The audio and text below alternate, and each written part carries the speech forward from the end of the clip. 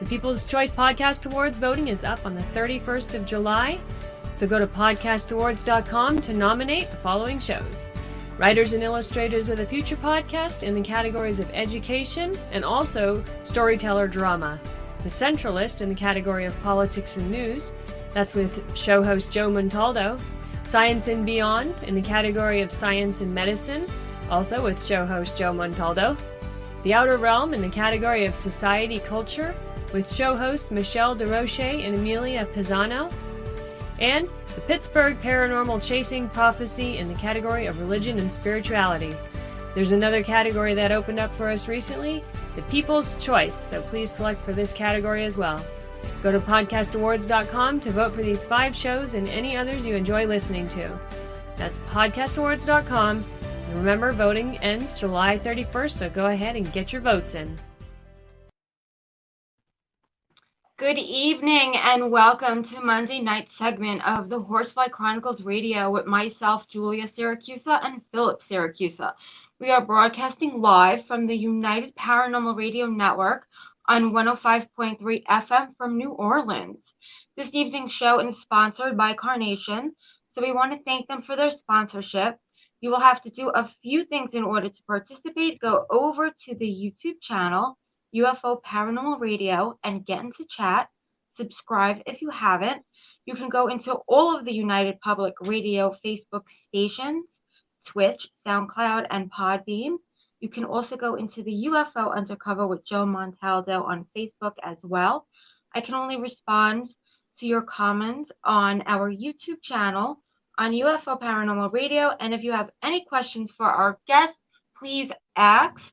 So tonight, guys, we have an amazing guest. So please let's welcome John Bullard to the show. John has been investigating the paranormal since 2008. Childhood experiences intrigued Bullard since the age of 10. Hearing voices and seeing shadow figures, he's begun researching and investigating haunted locations. Throughout the years, John has investigated all over the U.S. and outside the U.S. as well. He starred in the documentary The House in Between, which is a haunted home he has been investigating for over a decade now. You can find this documentary on Amazon Prime and Vudu.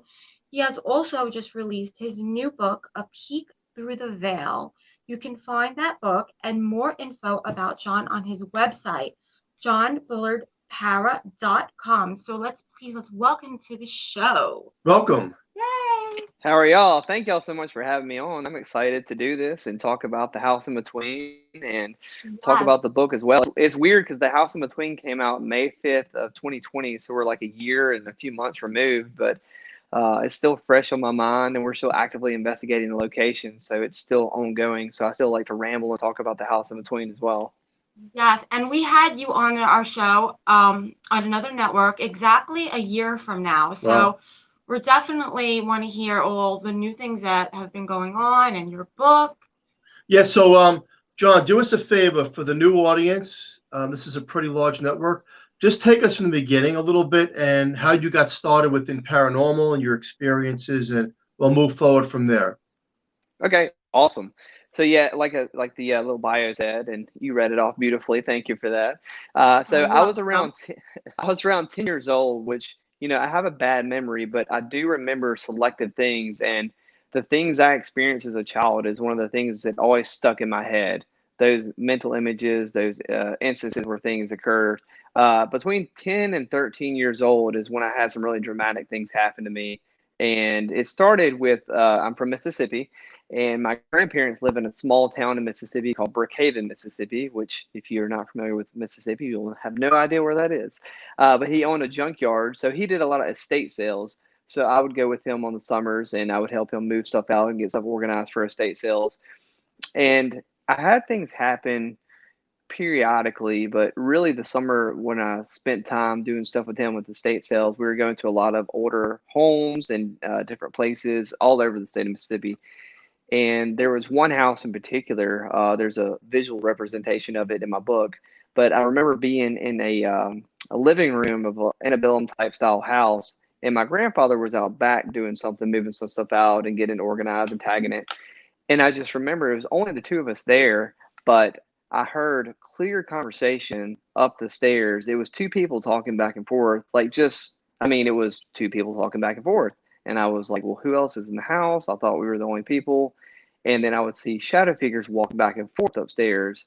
And then at the bottom room, I saw a shadow figure walk by too. It looked like a shadow of somebody walking. I didn't think shadow figure at the time because I didn't really know what that was. Um, so come to find out, I walked upstairs and turns out nobody was in the house. And I just always thought that was so bizarre. And it continued to happen to me at select locations. And it didn't necessarily have to be like a Victorian mansion. It was just different places I would go to, and it would kind of just speak to me. Like I would hear somebody like whispering in my ear, but nobody was there. So I just kind of ignored it for a while, and I obviously never told anybody about it. I didn't tell my parents. I didn't tell my grandfather because I'm a small child, you know, a young, I guess, coming into a teenager, and nobody's really going to believe that you heard something. So I just kind of kept it to myself.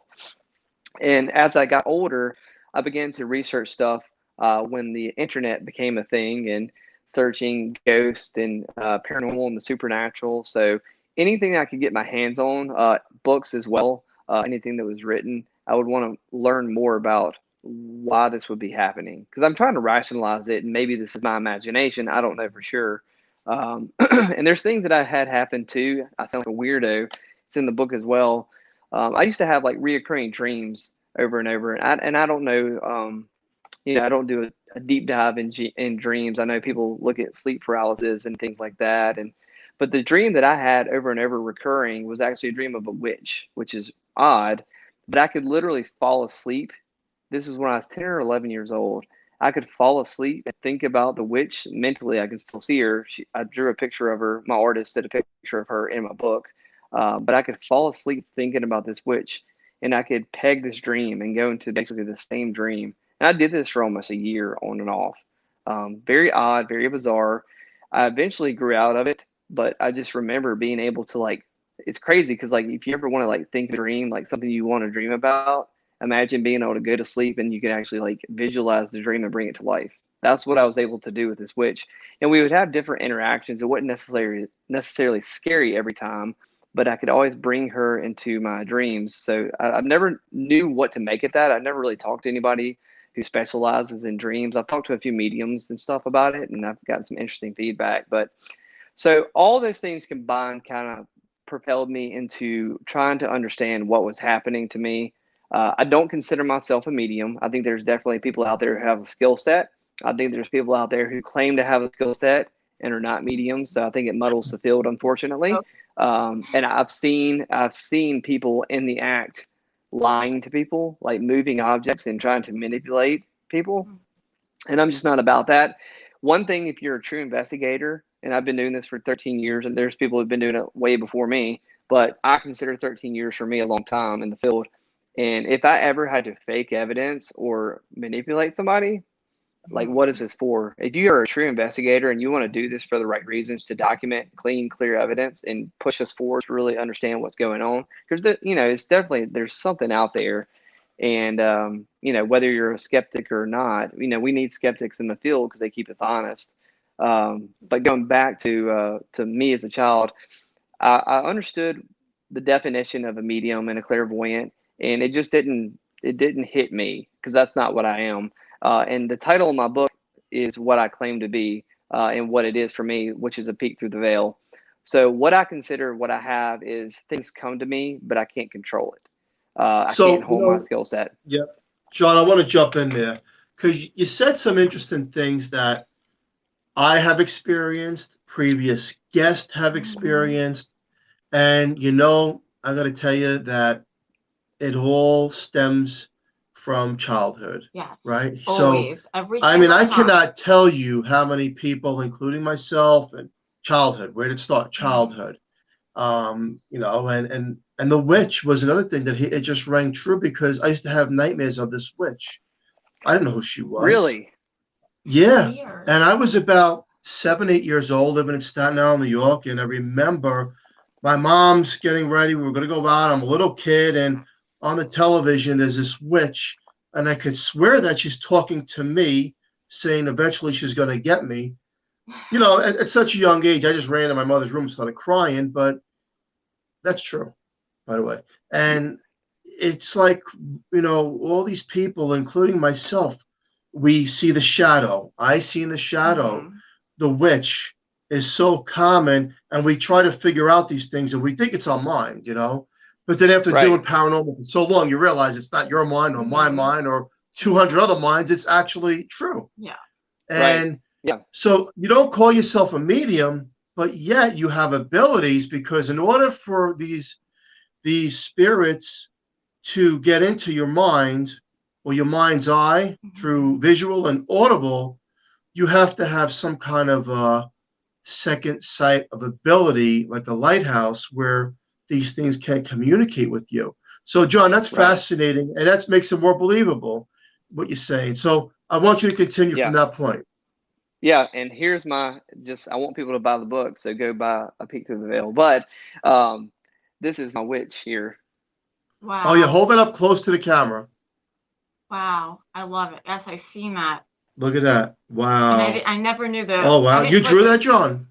So no. So let me we'll go back to my childhood, but let me talk about the visuals for the book real quick. So I knew what I wanted to do with the book. I love charcoal drawings and paintings. So I wrote this book based on I don't like to read. I wanted it to be an easy read. It's something that I've been wanting to do for several years. And I've documented notes for, I think, 8 or 9 years back, and I kind of put them all together to help write some of the book. But I actually met my artist, Andres, through Instagram. It was crazy, and it's a blessing and how cool social media is nowadays. I knew what I wanted, so I typed in some haunted art, and some different artists came up, and I talked to 2 or 3 of them, and they just didn't have the same vision. But I met this guy, and I gave him, for example, the dreams I had. I wrote big paragraphs out, and I described my experiences. And I said, create this in a painting. I gave him 3 examples to see what he would come back with. Blew my mind. He just was, me and him were synced up from day one. And there's 33 original drawings in the book. So I wanted the book to be very heavy visual to help tell a visual story of the things that I was talking about. So he's incredible. He's from Chile. So he's from another country, and we interacted back and forth through Instagram. And my hope is before the end of the year, I want him to fly over here. Obviously, COVID and all that stuff kind of put a damper on things, but I would love to be able to meet him in person. That would be really cool because he helped give such a really cool heartbeat to this book, and it's really incredible. So, but and that's a beautiful picture. John, can you hold up the book one more time with the witch? I just want to see that really. Yeah, not a problem. Live feed as you're holding that up on YouTube. Yeah, just go close to the camera too when you get a chance.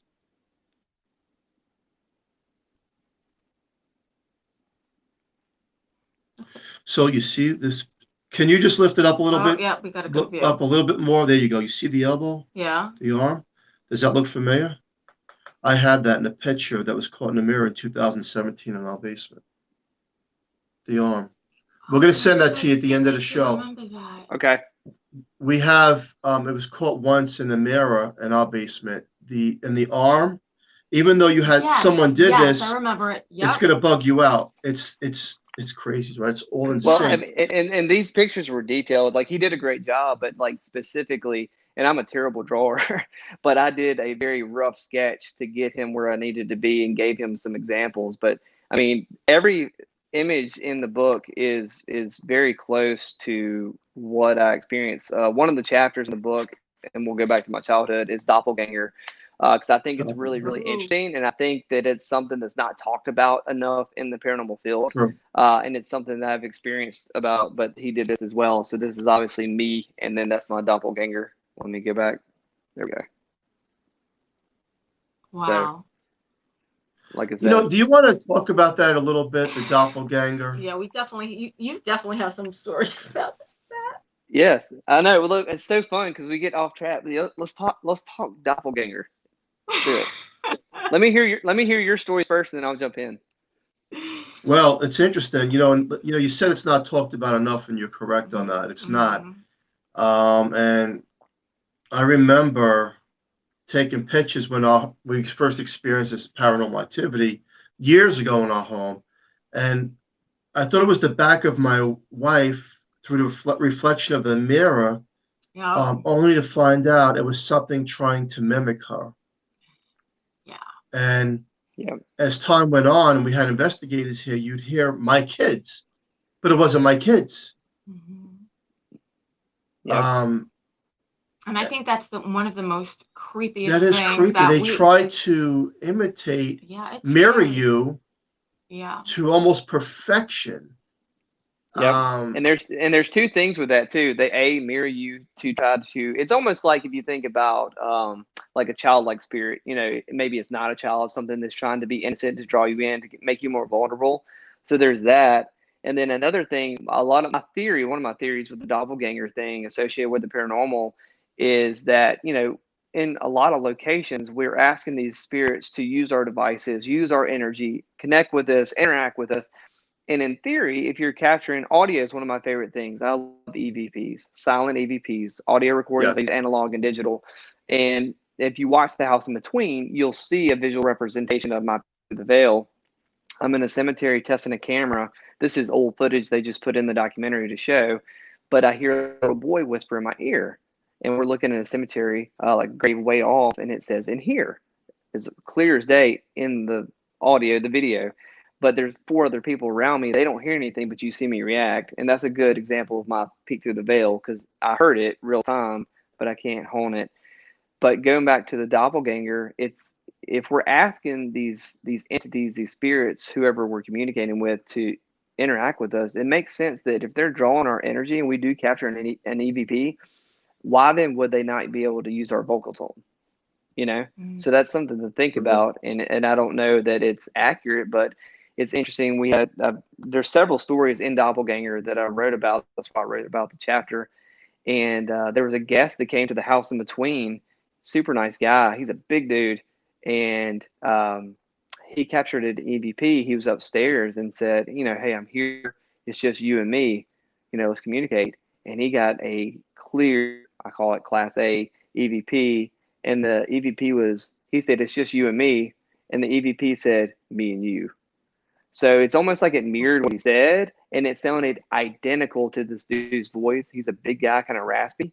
And the EVP sounded almost like him, but just a slight more raspy. So like that was just like the aha moment. I was already writing the chapter when this happened. We let him come in the house and he captured that.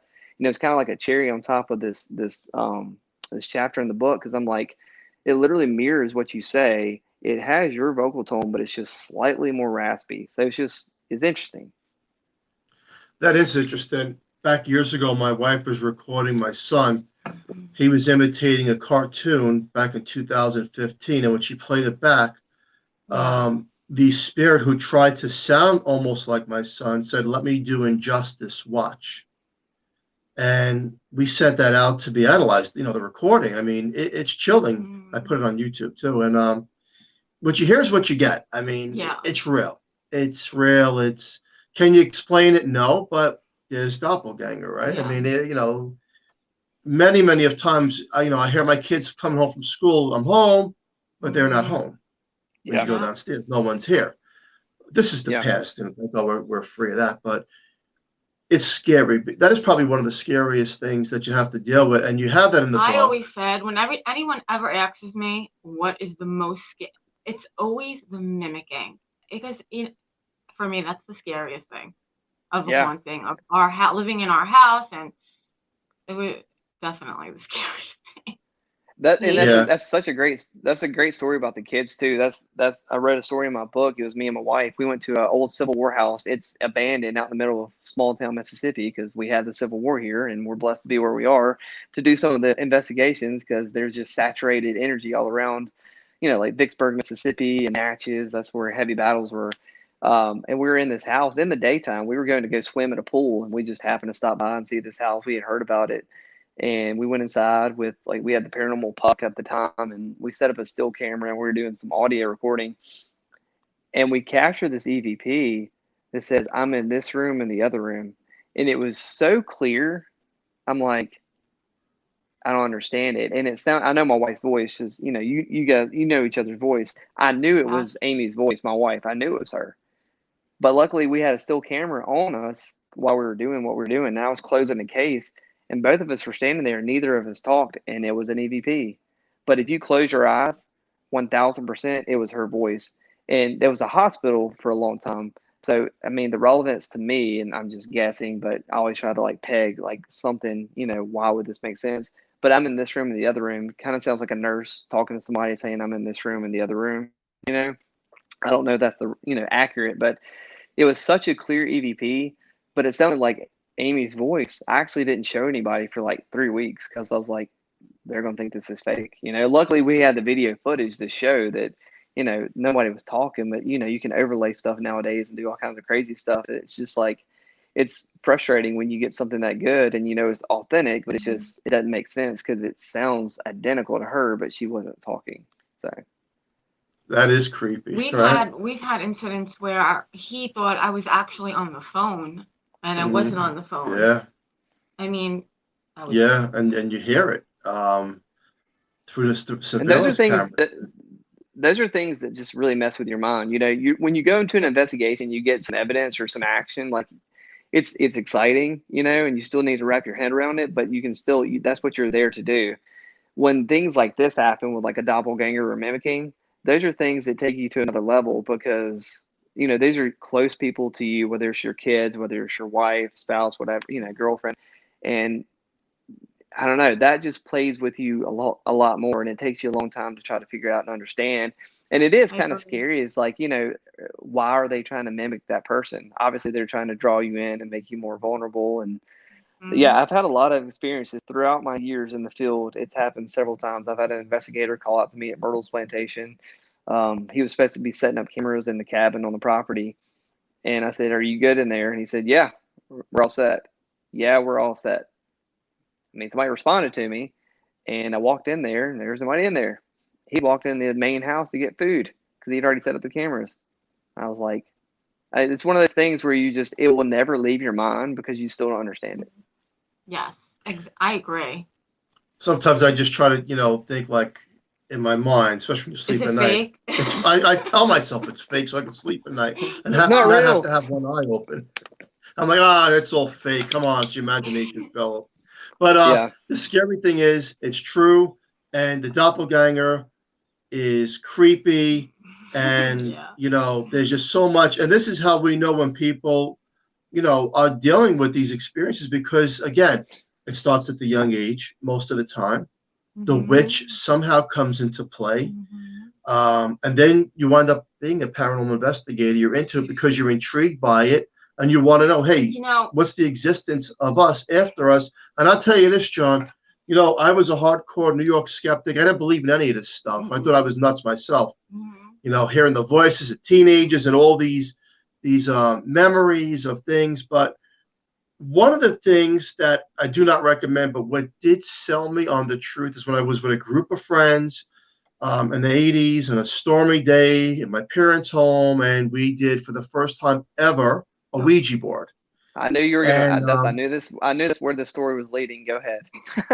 And we mocked it, laughed at it, joked around. It's fake. You're moving it, that kind of stuff. But I tell you what, when you go after the other side and like certain questions of provoking, someone's bound to get hurt in that room. Yeah. And one of my friends got really ill really quick as the planquette was going counterclockwise super fast, and we realized we're dealing with something that's not of this realm, and it could be quite frightening. And I tell people, look, people say, well, what's the difference between a Ouija board and a pendulum and a spirit box?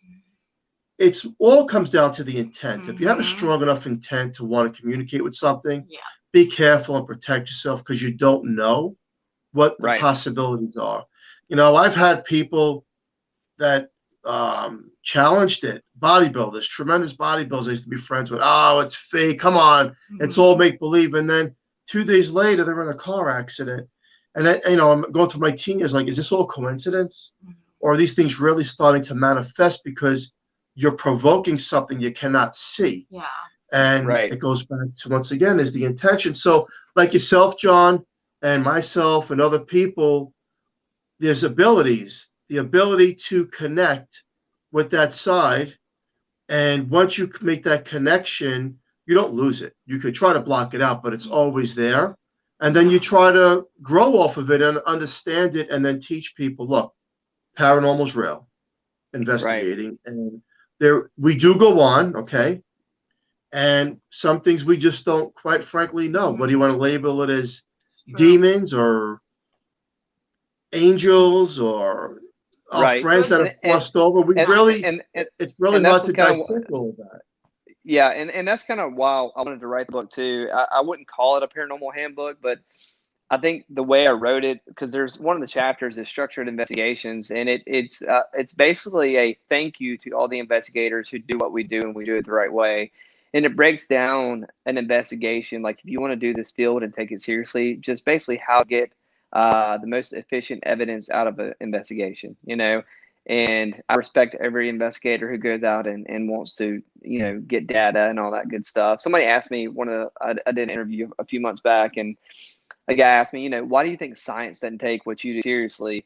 And there's multiple reasons for that. I think science has already made their mind up. They've closed the door, and they like what they like, and they don't want, anything they don't understand, they don't want to let in the room.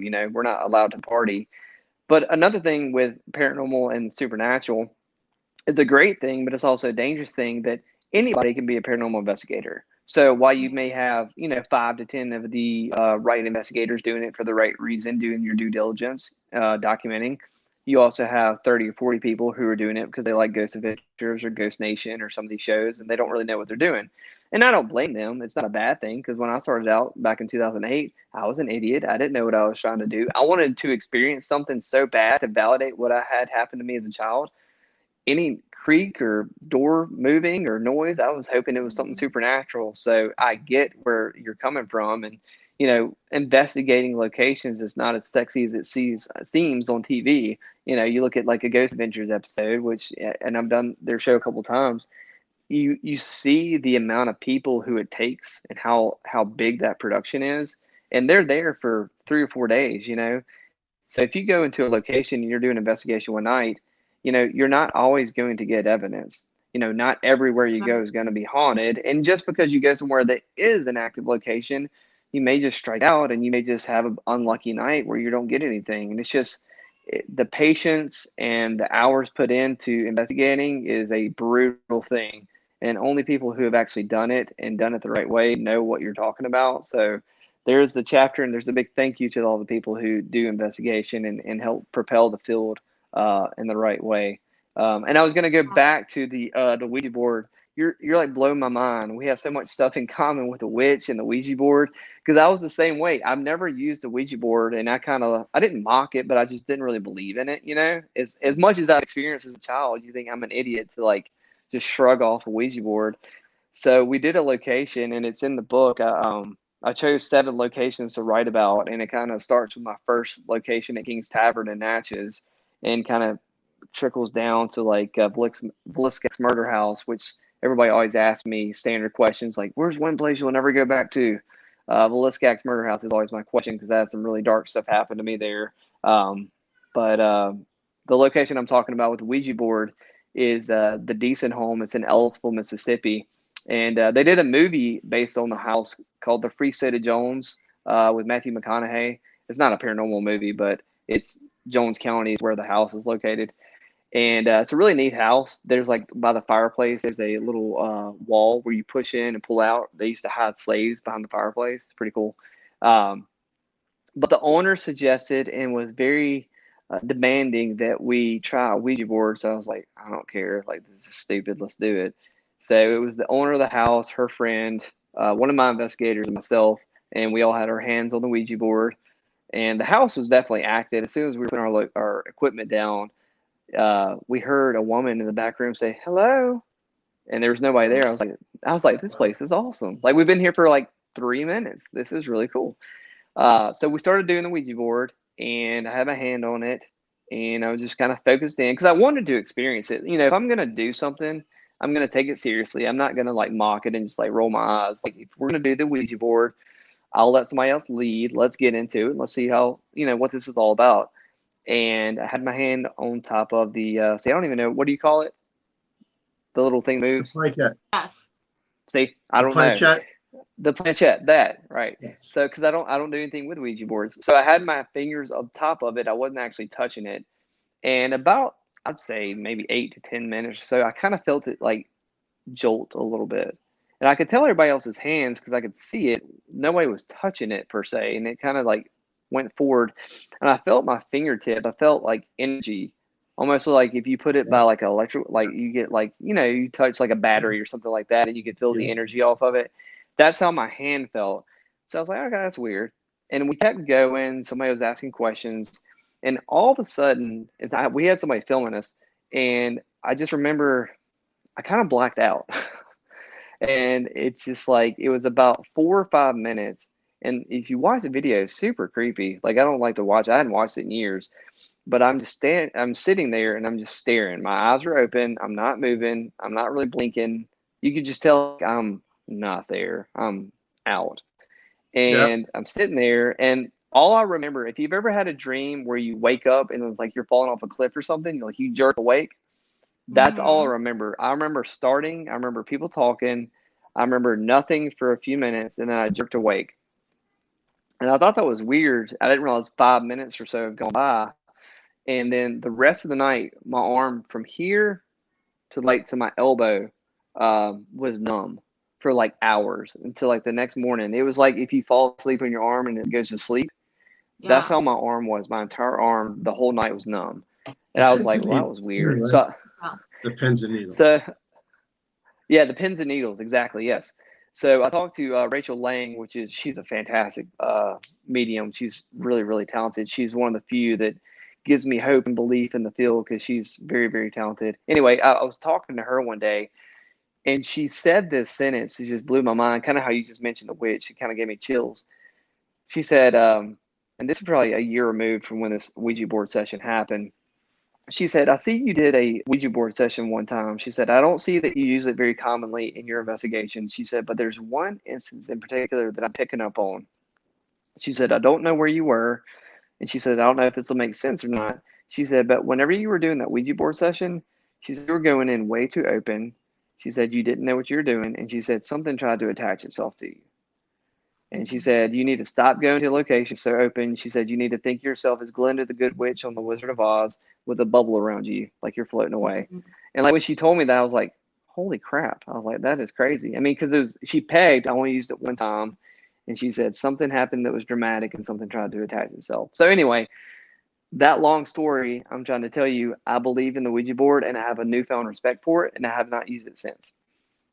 Yeah, you don't know, and I agree with you. Yeah, I've had experiences, and just really quick, one experience I had was I was with another group of friends, and this is back in 1993, and we're doing it, and he's telling me that a friend that we knew, this girl that we knew, she died, and she's telling us everything, and we lost contact with her years before. She died of cancer. She told us where she was buried, what cemetery, the plot number, the whole 9 yards. And the following day we went there, and a gust of wind came blowing towards us really strong. That's in your book. Yeah, it's in my book. And then she had asked previously for a pack of cigarettes to put on her grave. We did that. That night we go back on the Ouija board, and she's talking to us like we're talking, but through the board, like through the planket's moving. Mm-hmm. I'm not touching it. He's blindfolded. The words are proper English. And then she goes, I have to go. He's coming. I'm like, who's coming? I'm looking around. Mm-hmm. So, and this is what you don't want to do. I was home alone in my parents' house. Everybody went home. And all of a sudden, in the bedroom, I hear somebody running up my stairs.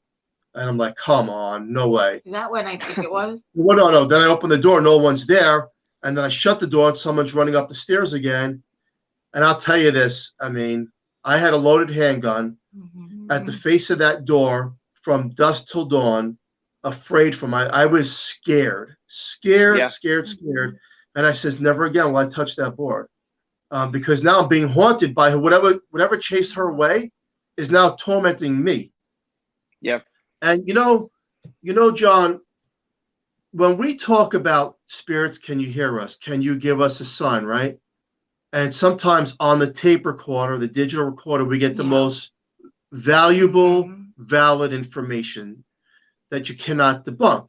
So then my question to you would be, do you think they always hear us no matter what? Good question. That's a great question.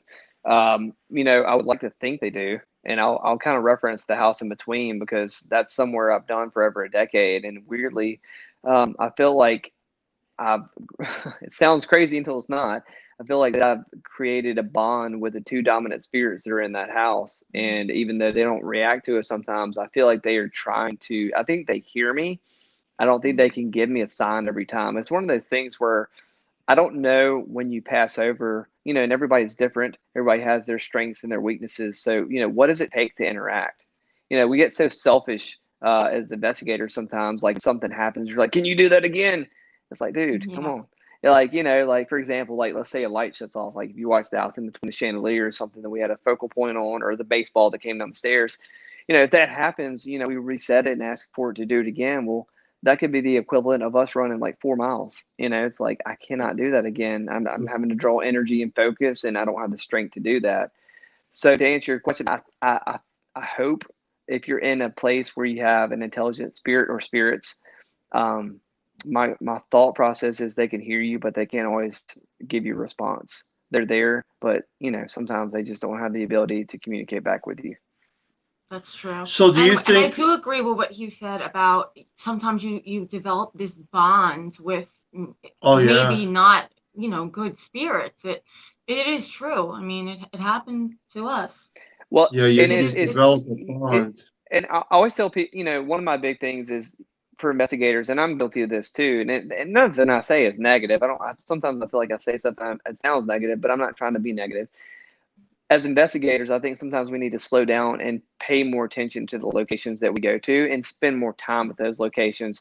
Because whenever I first started investigating, I wanted to jump around like a rock star and hit every famous haunted location I could, because it's all part of the journey, and that's exciting because you get to travel to these historic places. And, some of these are like big mansions. It's like crazy that people allow us to be locked into these places and do these investigations. So it's fun, but spending more time at the same location over and over, you can really start to create patterns. And that's one of me and Brad Cooney, Amy, all the people we do the House Between, that's one of our favorite words is pattern, because anything that you can replicate and create a pattern for, it really kind of validates what we're doing in the field. Like, for example, the chandelier and the baseball. And there's one of the chapters in my book is called Teaching the Spirits. And that's something that I feel like is attainable, but it takes a long time. We've been doing this house for over a decade, and it is not easy. For example, the baseball that's in the documentary, I see some of the reviews. They're like, oh, it's just about a baseball falling down the stairs. It's like, look here, asshole. You don't understand that we've tried this for 6 months over and over to get the spirit to focus on one object and move it. And the definition of insanity is doing the same thing over again and expecting different results, except if you're in the paranormal field. That's my hokey line. But we did it for 6 months, and that's a long time. We would go do random investigations 2 or 3 times a week and focus on it, and it never happened until finally you see the clip in the documentary where there's like a dark shadow figure that moves up the wall, and the baseball finally comes down. So it happened. And then after it did it one time, then it started happening over and over again. So it was like a learning curve where they had to understand how to manipulate the energy, how to push the baseball. And actually, I'm going to show you this because I nerd out on it. Let me find it. But I did a visual representation of that too that I think is really cool. I should know where it is, but I don't. Once I wrote stuff in my book, I just kind of blocked that out of my head. So I have to like reread my book again. So this is a picture. This is a picture of the stairwell. And so that's me. I know it's kind of hard to see, but that's me right here at the bottom. Where am I at? There we go. That's me at the bottom. And the two dark shadows at the top, there's the baseball right by their hand. So it's showing the two spirits kind of focusing on the ball, trying to learn how to push it down the stairs. Anyway, I put that image in there just because it is teaching the spirits. And the baseball was a good example of it took 6 months for that to be manipulated. But eventually it happened, and it started reoccurring almost on command. So it's one of those things where, to go back to your question, I think that they can hear us and understand what we're asking, but they got to figure out how to do it. One of the best movies that's not a paranormal movie, this is also in the book, I think is Ghost with Patrick Swayze. You remember that movie? Oh, yeah. Oh, that's Yeah. great. So like, when he's trying to like learn how to like push the paper cup or whatever, and he keeps going through it, he has to understand how to actually learn how to move objects.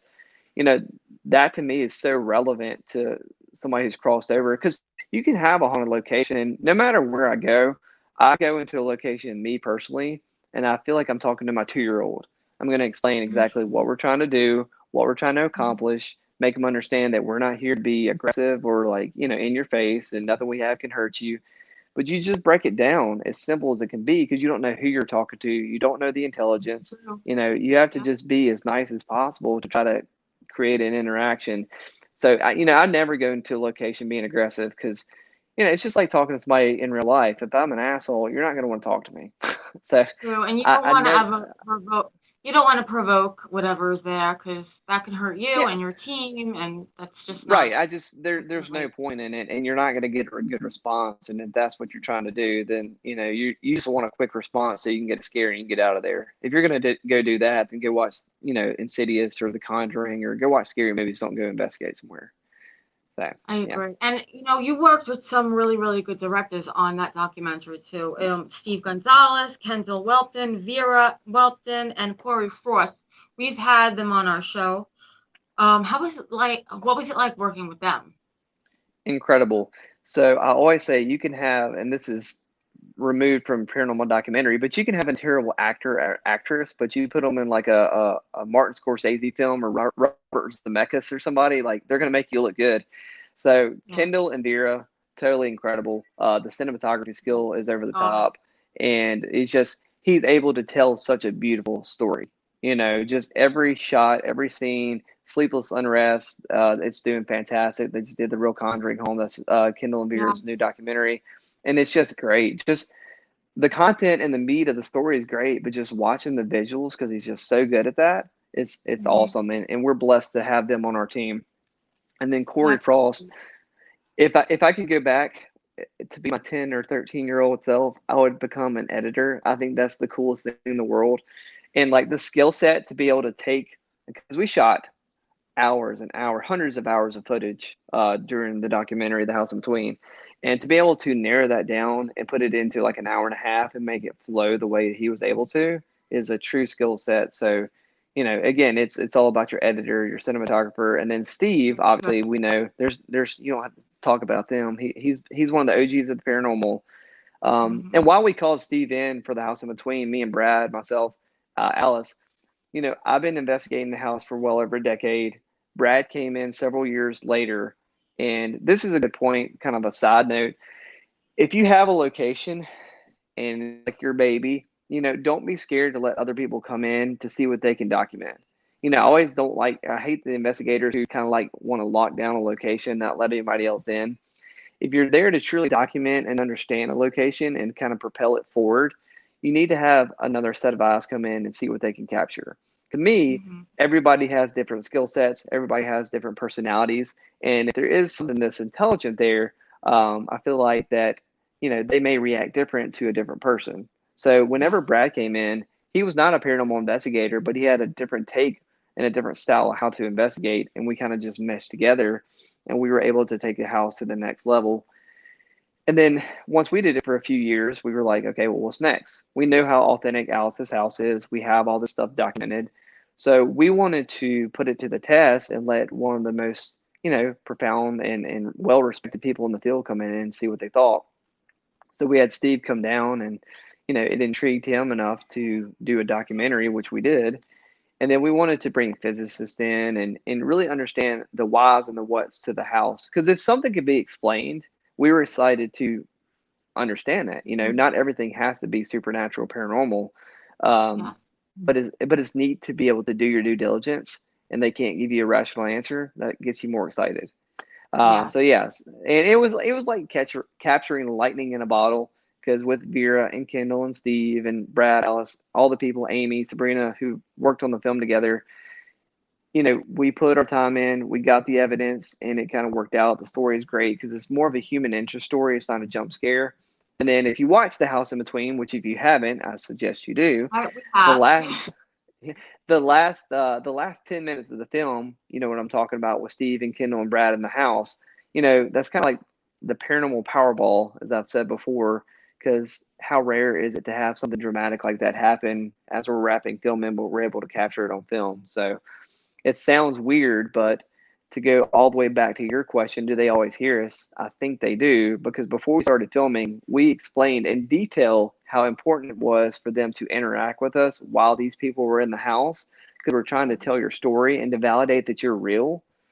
So it could be a coincidence, but I don't think it is. So for something that dramatic to happen while they were in the house, I think it's great. I agree. I think it's amazing. And the book, what can people take away after reading the book? Great question. So let me run down real quick. So it's 11 chapters. I just kind of want to read off the chapters real quick, and then I'll kind of answer that question. So there's an introduction, a background, kind of like my story that I was telling you earlier. There's locations. So I chose 7 locations to highlight for a certain reason. I did a chapter on equipment, and I chose 10 pieces of equipment to talk about. And those are 10 pieces of equipment that anybody should implement into their investigations to be as efficient as possible. 7 of those 10 pieces are not paranormal tools. For example, one of them, number 4, is music. So obviously, if you've never put music into your investigations, you should definitely do it. Whether it's period music, whether it's relevant, it's a universal language, and we've gotten such great responses when we incorporate music. So equipment, really cool chapter. Haunted objects kind of breaks down that whole genre, and just because you buy a doll off eBay and it says haunted, it may not be haunted. So do your due diligence and see if you actually have a haunted object. Structured investigation, as I said, that kind of gives you the ABCs of how to do a proper investigation to be efficient and to best capture some evidence. Chapter 7 is teaching the spirits. Chapter 8 is doppelganger. Chapter 9 is paranormal pursuit. And what that chapter is about is it's okay to want to be successful in this field.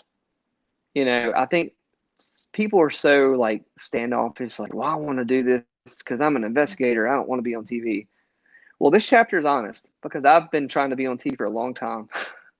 And it's not to be famous. It's to be able to share my skill set and what I'm doing with the world, to document evidence, and to be able to travel locations where obviously I'm married. We have 4 kids, so I can't go travel all over the country all the time. But if you were on a TV show, you have a bigger platform to be able to go do more things and to really, do what you love. And if you're an investigator and you could be able to do this and be paid to do this, your dream job, why would you not want to do that? I've seen people shame people for wanting to be on TV, and there's people who want to do it for the wrong reasons. But, Paranormal Pursuit, that chapter is all about doing things the right way and giving, it's okay to be successful in the field. We're very proud of The House in Between. It was the #1 paranormal documentary of all time. And telling Alice's story is super important. Yeah. So, and we're proud of that. And I hope the book does well, but it's educating people and putting out what we do and sharing our skill set and our love and our passion with the world. And that's okay to do. Chapter 10 is The House in Between, obviously the long chapter, kind of some behind the scenes of the documentary. And then chapter 11 is Where Does the Journey End?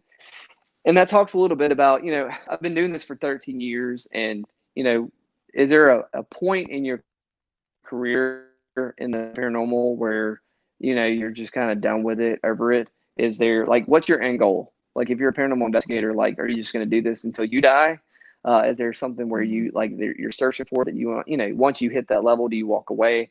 So it kind of dives into that. So the book's an easy read. I think it's got a lot of really good information. It's got a lot of fun stories. It's got a lot of fun visuals. So I think it's a book that you could sit down. It's 159 pages, so you could sit down in 2 or 3 readings and kind of get through it. And I just want people to be able to take a few pieces of information away, have some cool stories, and see some, some fun visuals. So again, I'm not necessarily a writer. I didn't want to get too deep, but I wanted people to be able to take away some honesty and to help them in the paranormal field.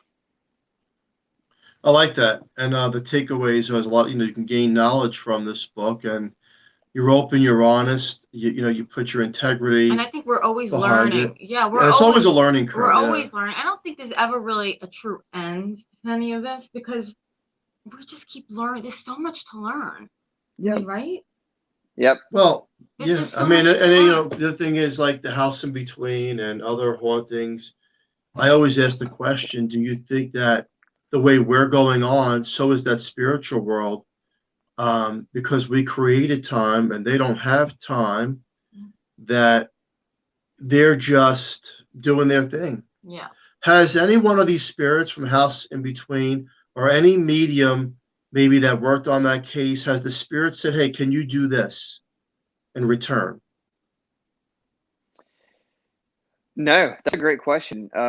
We've had direct responses. We've had our names called. We've pegged an association with. If you watch the House in Between, the town burned twice. So fire, smoke. We've gotten something pegged to how somebody died on the property, but we've never had them ask specifically, if we do this, could you do this? They've never asked for anything in response. Okay. Yeah, it's interesting. We've tried that on a couple of investigations here at our home back years ago, when we'd say, hey, spirit, to the spirit world, what can we do for you? Mm-hmm. Tell us what we can do for you. And some of them, well, there was one that's years ago that says they wanted us to kill somebody. Yeah, someone had to one of my friends and gave us a phone number of the murderer. It was crazy. Wow. In Brooklyn. Oh, wow. Yeah, it was crazy. And look, to the listener out there, this is real. This is not make believe. I know some of it sounds crazy, above and beyond. No, and far look, I but say it's really we're crazy. Yeah, we're crazy until we're not. So, Yeah. but I like that's a really good thing. And as an investigator myself, you forget we're asking so much of these spirits, these entities. We never take a step back to say, what can we do for you? And I think in a way with the House in Between, we've asked to help tell their story, but I think that's as far as we've gone. We want to help tell their story, but specific things. And it's weird too, because we've learned personalities. And going back to analog, and I want to throw this out there real quick. So why I love audio so much is your fingerprints are unique, right? So if you get arrested, they fingerprint you. So your vocal tone is unique as well. So if you look at vocal tone patterns, we've been able to kind of document over the years a deep male vocal tone that's the same on dozens and dozens of recordings. We've also gotten a female vocal tone that's very high pitched, and we have her documented over and over again. So I think vocal tones, if you spend time on location over and over again, it's interesting to see if you can capture the same voices, same vocal tone patterns over and over again. That gives a lot of relevance to the field. Ghost Adventures did a really neat episode at Johnny Cash's house in Jamaica a few years back, where they captured a voice that sounded like Johnny Cash. So they took a interview with him just speaking, and they did the vocal tone spikes, as him talking. They took the EVP and laid it over, and it was almost identical. So another reason I love audio. Wow. That's wild. There's actually a guy on YouTube who does that. He tries to communicate with the other side, and again, it's a big question mark. Is he actually communicating with Elvis Presley, Michael Jackson? You became Facebook friends with Michael. Yeah. He has a show on YouTube. He's got a tremendous audience. He has his own equipment that he invented. It raises a lot of questions, because I also believe that, that this realm, that is another realm, and that there is a place that's a higher energy. Some people call it heaven, where, it's above and beyond all of this. And then I always ask that question, well, why are they earthbound? And are they earthbound because we want them to be during investigations, or are they multi-dimensional where we just can't comprehend that, which means that the spirit goes on so many platforms that it's everywhere at the same time. Yeah. The same way people have near-death experiences, and they talk about, look, I've seen all of you.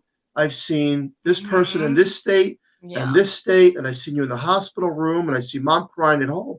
And I can see everything like 360 degree, which leads me to believe that we ourselves, when we cross over, are multi-dimensional beings.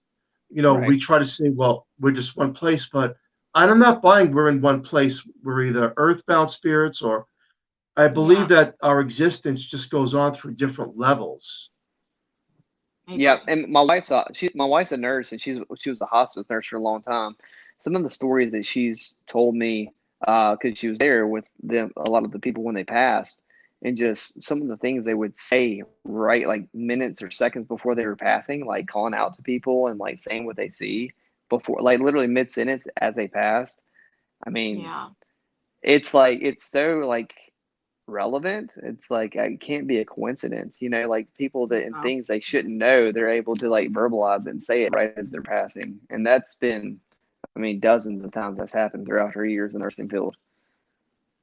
Wow. Yeah, I'm a Very strong interesting. believer in that. Well, I mean, the hour just flew by as usual. It always does. We have a great guest. So thank you. Yeah, tell everyone where they can find you, the book, where they can buy the book, and all Yes. that good stuff.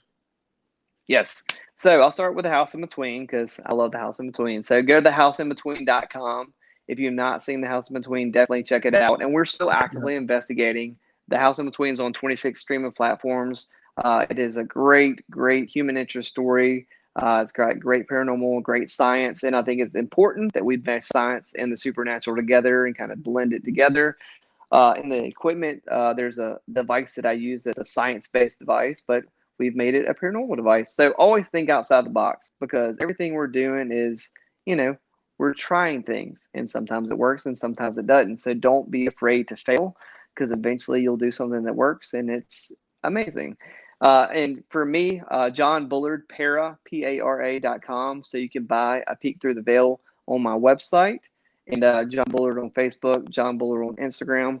I make it pretty easy to find me, so definitely check it out. And again, we're actively investigating The House in Between, and we're excited that people watched it over and over again. And hopefully, there's more House in Between to come. We're excited about that. And yeah, so A Peek Through the Veil is what I'm pushing right now. So I was trending #1 in a little topic on Amazon, so I felt special. So go buy the book and let's keep it trending. Thank you. Hey, Yes, it's the small people things get in life that that book. matter. Congratulations on that. Get that book. John, thank you so Thank much you for so coming much. on. You're Yeah, a great thank guest, y'all. and we definitely want to have you back on again. Yes, thank you. And have Yes, an thank amazing you. night.